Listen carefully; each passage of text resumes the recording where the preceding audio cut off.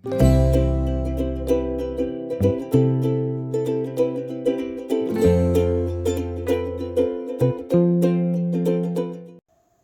నమస్కారం. నేను మీ సిఎన్ఎన్. శ్రోతల కోరిక మేరకు విత్ ఎక్స్ప్లెనేషన్తోని ఈ వీడియోను మీకు అందిస్తున్నాను. సొమాలిలాండ్ను స్వతంత్ర దేశంగా గుర్తించిన ఇజ్రాయెల్ సొమాలిలాండ్ను స్వతంత్ర సార్వభౌమాధికార దేశంగా గుర్తించి ప్రపంచంలోనే మొదటి దేశంగా ఇజ్రాయెల్ అనేది నిలిచింది. దీని యొక్క వివరాల్లోకి ముందుకు వెళ్తే, సొమాలిలాండ్ సొమాలియా దేశం నుంచి విడిపోయింది. దీనికి సంబంధించి సొమాలియాలో జరిగినటువంటి అంతర్యుద్ధం కారణంగానే 1991లో సొమాలియాలాండ్ స్వతంత్ర దేశంగా ప్రకటించుకుంది. 1960కి ముందు బ్రిటిష్ సొమాలిలాండ్ అనే ఒక రక్షిత ప్రాంతంగా ఉండేది. 1960లో బ్రిటన్ నుంచి స్వతంత్రం పొందిన కొద్ది రోజుల్లోనే ఇది పూర్వపు ఇటాలియన్ సొమాలియాలో విలీనమైపోయి సొమాలియా రిపబ్లిక్ ఏర్పడింది. సొమాలిలాండ్ తనకంటూ సొంత ప్రభుత్వం, కరెన్సీ, సైన్యం మరియు పాస్పోర్ట్ వ్యవస్థను కూడా కలిగి ఉంది. దాదాపుగా 30 ఏళ్ల పాటు ఏ దేశం కూడా గుర్తించని సొమాలిలాండ్ను 2025 డిసెంబర్ 26న ఇజ్రాయెల్ ఒక స్వతంత్ర దేశంగా అధికారికంగా గుర్తించింది. అయితే సొమాలియా మరియు అంతర్జాతీయ సమాజం దీనిని ఇంకా సొమాలియాలోనే అంతర్భాగంగా పరిగణిస్తున్నాయి. మరియు థాయిలాండ్, కంబోడియా సీజ్ ఫైర్ అంటే ఏంటంటే కాల్పుల విరమణ. సరిహద్దు వివాదాల నేపథ్యంలో థాయిలాండ్ మరియు కంబోడియాలు కాల్పుల విరమణకు అంగీకరించాయి.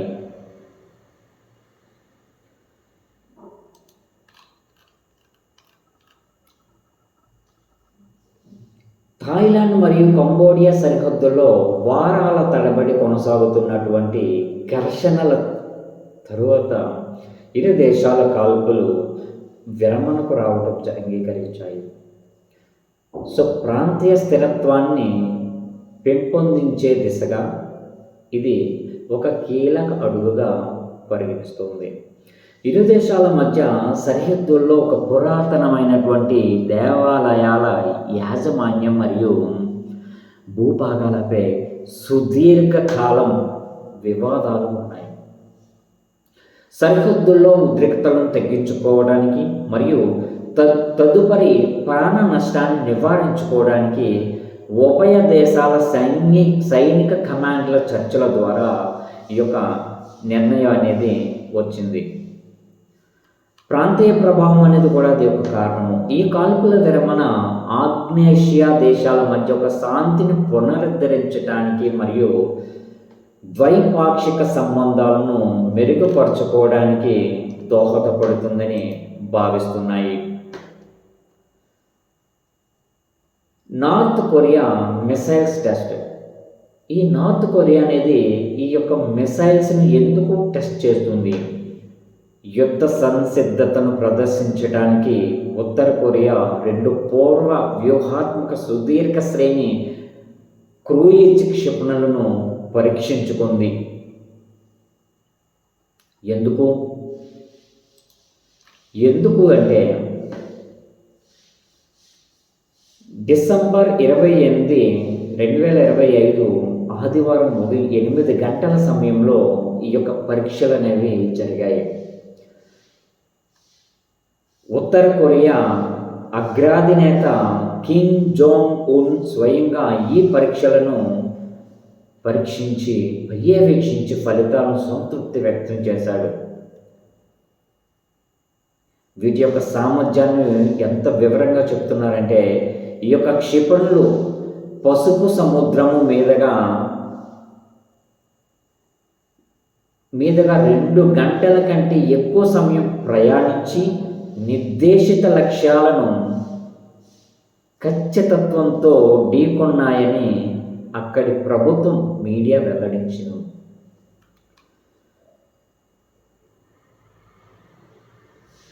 అమెరికా మరియు దక్షిణ కొరియాల నుండి ఎదురవుతున్న ముప్పులకు వ్యతిరేకంగా తమ అణు పోరాట బలగాలను అపరిమితంగా అభివృద్ధి చేస్తూ ఉంటామని కిమ్ జోంగ్ ఉన్ ఈ యొక్క సందర్భంగా చెప్పడం జరిగింది. China military drills. తైవాన్ చుట్టూ చైనా సైనిక విన్యాసాలు అనేవి చేస్తుంది. తైవాన్ ద్వీపాన్ని చుట్టుముడుతూ చైనా భారీ సైన్య విన్యాసాలను ప్రారంభించింది. ఎందుకు? దీనికంటూ ఒక కారణం అనేది ఉంది. తైవాన్ అధ్యక్షుడు లై చింగ్తే బీజింగ్ను విదేశీ శత్రుశక్తి అని తద్వారా స్వాతంత్ర ప్రకటనకు వ్యతిరేకంగా చైనా ఈ చర్యలను చేపట్టింది. చైనా తమ సైనిక దళాలు, ground force, navy force, army force మరియు రాకెట్ బలగాలు ఉపయోగించి తైవాన్ దీవిని చుట్టుముట్టే విన్యాసాలు చేసింది. ఇది దానికి సంకేతకంగా భావించబడుతుంది. తైవాన్ కూడా తన యుద్ధ నౌకలను పంపి తన భూతల క్షిపణి వ్యవస్థను అప్రమత్తం చేస్తుంది. చైనా ఈ 2 విన్యాసాలను తైవాన్ను తనలో విలీనం చేసుకునే ప్రయత్నంగా స్వతంత్ర్యవాదుల తీవ్ర హెచ్చరికలుగా భావించి ఈ సంభావ్య యుద్ధానికి సంకేతంగా భావించిందన్నమాట. సో అదేవిధంగా Australia India trade mile stones. Australia Bharat వాణిజ్య ఒప్పందం అనేది జనవరి 1, 2026 నుంచి భారతీయ ఎగుమతులపై అన్ని సుంకాలను ఆస్ట్రేలియా తొలగించనున్నది. సో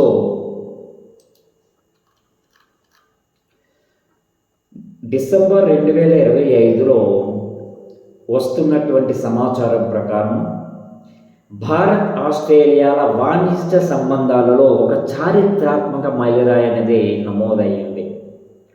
భారత్ మరియు ఆస్ట్రేలియాల మధ్య కుదిరిన ద్వైపాక్షిక ఆర్థిక ఒప్పందం ఇండో ఆస్ట్రేలియా ECTA ప్రకారం జనవరి 1, 2026 నుండి భారత్ నుంచి వచ్చే అన్ని ఎగుమతులపై ఆస్ట్రేలియా సుంకాలు అంటే టారిఫ్ పూర్తిగా తొలగించనున్నది. ఈ టారిఫ్లు 100% టారిఫ్ లైన్ల వద్ద భారత్ ఉత్పత్తులకు 0 డ్యూటీ సదుపాయం కూడా లభిస్తుంది. అంటే ఇందులో ప్రయోజనం పొందే రంగాలు ఏంటి? ఈ నిర్ణయం వల్ల టెక్స్టైల్స్, లెదర్, రత్నాలు మరియు ఆభరణాలు, ఇంజనీరింగ్ వస్తువులలో మరియు ప్రాసెస్ చేసే ఆహార పదార్థాల వంటి కార్మిక శక్తి అధికంగా ఉండే రంగాల్లో భారీ ఊతం లభిస్తున్నాయి.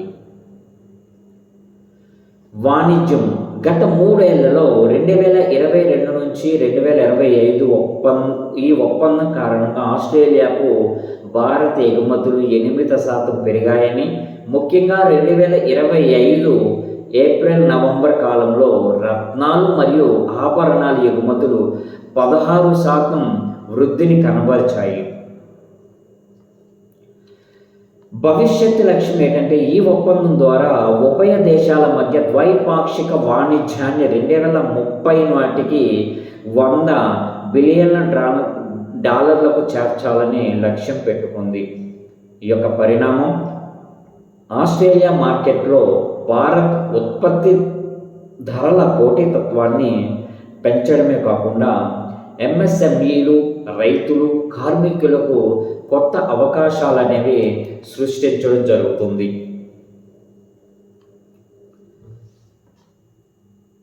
Historic cricket feet. క్రికెట్ చరిత్రలోనే భూటాన్ ఒక రికార్డు నమోదు చేయడం జరిగింది. పురుషుల T20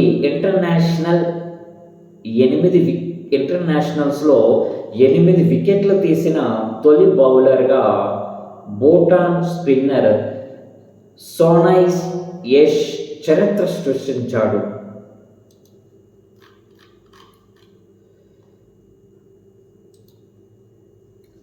గతంలో ఈ ఫార్మేట్లో చరిత్ర సృష్టించాడు. పురుషుల T20 అంతర్జాతీయ మ్యాచ్లో 8 వికెట్లు తీసినటువంటి మొట్టమొదటి బౌలర్గా సోనం అనేవాడు చరిత్ర సృష్టించడం జరిగింది. డిసెంబర్ 2025లో మలేషియాలో జరిగినటువంటి AICC T20 ఛాంపియన్షిప్ పోటీల సందర్భంగా ఈ యొక్క అద్భుత ప్రదర్శన చోటు చేసుకుంది. మయన్మార్తో జరిగిన మ్యాచ్లో సోనం కేవలం 3.5 ఓవర్లలోనే 13 పరుగులు ఇచ్చి 8 వికెట్లు పడగొట్టడం జరిగింది.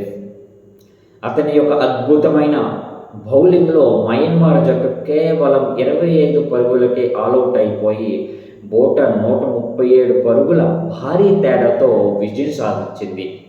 గతంలో ఈ ఫార్మాట్లో అత్యున్నత ప్రదర్శన 7 వికెట్లు పీటర్ అహో మలేషియా పేరిట అనేది ఉంది. పీటర్ అహో అనేవాడు 7 వికెట్లు అనేది గతంలో ఉండేది. సోనం యషస్ ఈ రికార్డును అధిగమించి కొత్త చరిత్రను లిఖించాడు. ఇంటర్నేషనల్ సెల్లో డే. అంతర్జాతీయ సెల్లో దినోత్సవం ఫాబ్లో కాసల్స్ వారసత్వాన్ని గౌరవిస్తూ ప్రతి ఏటా డిసెంబర్ 29న ఈ దినోత్సవాన్ని జరుపుకోవడం జరుగుతుంది. ప్రపంచ ఖ్యాతిగాంచిన సెల్లో విద్వాంసుడు ఫాబ్లో కాసల్ పుట్టిన రోజు సందర్భంగా అతని యొక్క డేట్ ఆఫ్ బర్త్ డిసెంబర్ 29, 1876 సందర్భంగా ఈ యొక్క దినోత్సవాన్ని నిర్వహించుకుంటారని ఆయనను విల్లుతో వాయించే అత్యంత గొప్ప సంగీతకారుడుగా అభివర్ణిస్తారు. మలేరియా ఎరాడికేషన్ మైల్ స్టోన్.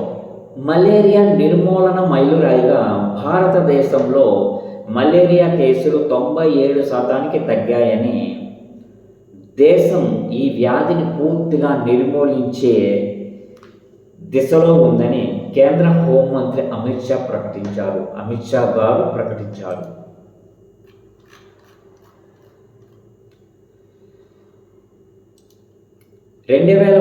నాటికి భారతదేశం నుండి మలేరియాను పూర్తిగా నిర్మూలించాలని జాతీయ వ్యూహాత్మక ప్రణాళిక 2023-27 లక్ష్యంగా పెట్టుకున్నది.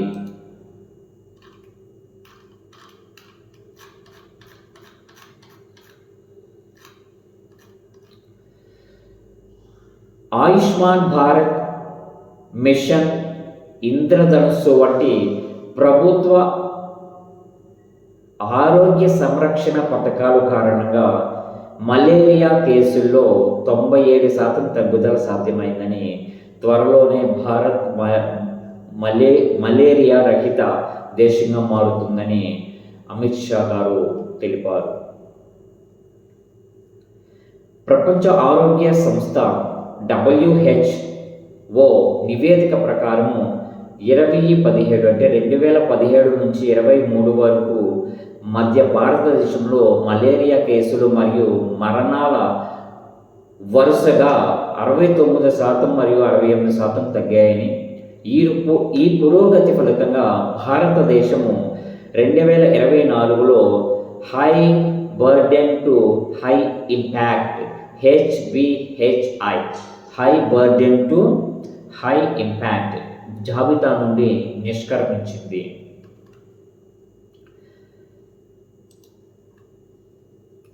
Assam culture infrastructure. అస్సాం సాంస్కృతిక కేంద్రం గౌహతిలోని తూర్పు భారతదేశంలో అతిపెద్దదైనటువంటి 5,000 సీట్లు సామర్థ్యం కలిగినటువంటి జ్యోతి విష్ణు సాంస్కృతిక కాంప్లెక్స్ను అమిత్ షా ప్రారంభించారు. దీని యొక్క సామర్థ్యము 5,000 మంది కూర్చునే సామర్థ్యం ఉంది. దీని నిర్మాణ వ్యయము 291 కోట్లతో ఈ అధునాతన సాంస్కృతిక సముదాయాన్ని నిర్మించారు. అస్సాం సాంస్కృతిక దిగ్గజాలైనటువంటి జ్యోతి ప్రసాద్ అగర్వాలా మరియు విష్ణు ప్రసాద్ రాబాలా జ్ఞాపకార్థంగా దీనికి ఆ పేరు పెట్టడం జరిగింది. ఇది గౌహతిలోని ఖానాపారాలో 15 ఎకరాలు 15 ఎకరాలు అంటే 45 బీషులు విస్తీర్ణంలో వ్యాపించి ఉందని, ఇందులో అత్యాధునిక ధ్వని లైటింగ్ వ్యవస్థలను, కన్వెన్షన్ సెంటర్, 450 వాహనాల పార్కింగ్ మరియు సౌరశక్తితో పనిచేసే వ్యవస్థలు ఉన్నాయి. ఎక్స్ట్రీమ్ వెదర్, తీవ్ర వాతావరణ పరిస్థితులు. భారతదేశంలో దట్టమైనటువంటి పొగమంచు, శీతల గాలులు వీస్తున్నాయి. ఢిల్లీలో గాలి నాణ్యత సూచి అనేది AQA 400 మార్కును దాటి తీవ్రమైన స్థాయికి చేరుకున్నది. Supreme court stay. సుప్రీంకోర్టు స్టే అనేది ఆరావళి పర్వత శ్రేణి నిర్వచనానికి సంబంధించి తన మునుపటి తీర్పుపై సుప్రీంకోర్టు స్టే విధించింది మరియు ఉన్నత స్థాయి కమిటీను కోరింది. దీనికి వివరంగా మనం ముందుకు వెళ్తే,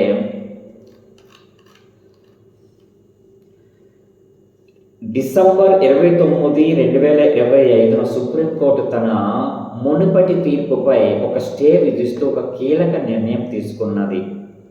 ఆరావళి పర్వత శ్రేణులు సంబంధించి నవంబర్ 20, 2025 వెలువడిచినటువంటి తన స్వంత తీర్పును సుప్రీంకోర్టు తాత్కాలికంగా నిలిపివేసింది. ఎందుకు అంటే, మునుపటి తీర్పులో సముద్ర మట్టానికి 100 మీటర్ల కంటే ఎక్కువ ఎత్తులో ఉన్నటువంటి ప్రాంతాలనే ఆరావళి ప్రాంతాలుగా పరిగణించాలని కోర్టు పేర్కొంది గతంలో. ఈ స్టేట్మెంట్ వల్ల దాదాపు 90% ఆరావళి ప్రాంతం చట్టపరమైన రక్షణ కోల్పోయి మైనింగ్ కార్యక్రమాలకు దారితీస్తుంది అని పర్యావరణవేత్తలు ఆందోళన వ్యక్తం చేశారు. High power panel. ఈ యొక్క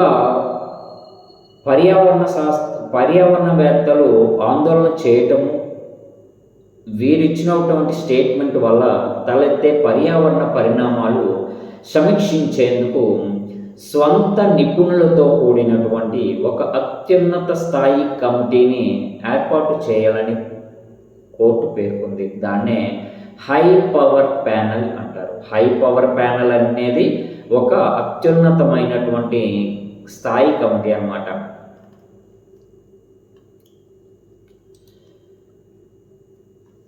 ప్రెసిడెంట్స్ విజిట్.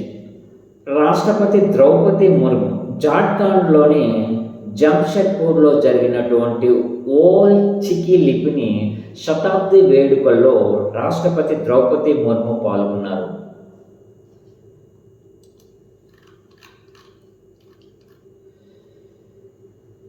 దోసం జహర్తాన్ ఆవరణం కరండి జంషెడ్పూర్ జార్ఖండ్ దాని యొక్క ప్లేస్ అన్నమాట.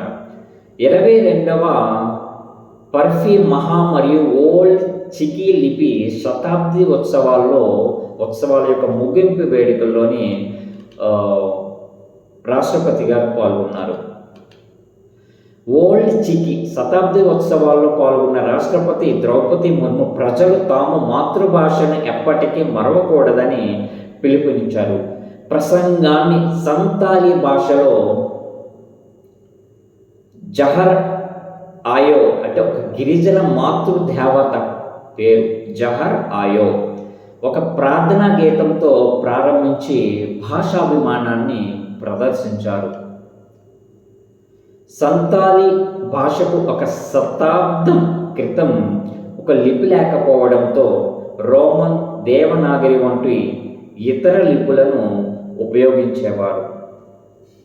1925లో పండిత్ రఘునాథ్ ముర్ము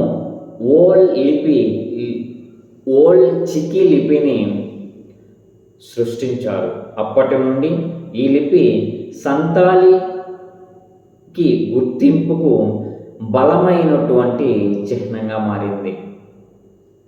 డిసెంబర్ 25, 2025న మాజీ ప్రధాని అటల్ బిహారీ వాజ్పేయి సందర్భంగా ఓల్డ్ చికి లిపిలో సంతాలీ భాషలోకి అనువదించడానికి భారత రాజ్యాంగం ప్రతులను విడుదల చేసే అవకాశం తనకు లభించిందని రాష్ట్రపతి తెలిపారు. ఓల్డ్ చికి లిపి మరియు సంతాలీ సాహిత్యం అభివృద్ధికి విశేష కృషి చేసినటువంటి 12 మంది ప్రముఖ సంతాలీ వ్యక్తులకు రాష్ట్రపతి సత్కరించారు. నేషనల్ బ్యాడ్మింటన్ విజయవాడలో 87వ సీనియర్ నేషనల్ బ్యాడ్మింటన్ ఛాంపియన్షిప్లో సూర్య చరిష్మా తమిరి అనే మహిళ, రిత్విక్ సంజీవి పురుషుల సింగిల్స్ టైటిల్స్ను గెలుచుకున్నారు. Thank you to all. నమస్కారం. Thank you for watching. Like చేయండి, కామెంట్ చేయండి, షేర్ చేయండి, సబ్స్క్రైబ్.